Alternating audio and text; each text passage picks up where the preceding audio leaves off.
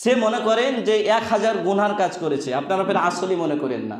সে মনে করেন মোহাম্মদ মতিউর রহমান কত গুনাহ করেছে, মনে করেন 1000 গুনার কাজ করেছে।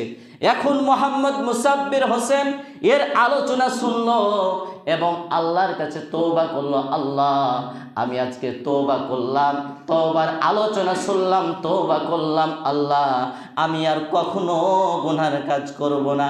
এই চাচা যদি এখান থেকে তওবা করে ফেলে আর আমার আল্লাহর কাছে ফিরে যায়, আল্লাহ পাক বললেন উলাইকা ইউবাদদিলুল্লাহু সাইয়্যাতিহিম হাসানা, তাহলে সেই যেই গুনার কাজগুলো করবে এই গুনাহগুলো আমি নেকিতে পরিবর্তন করে দেব।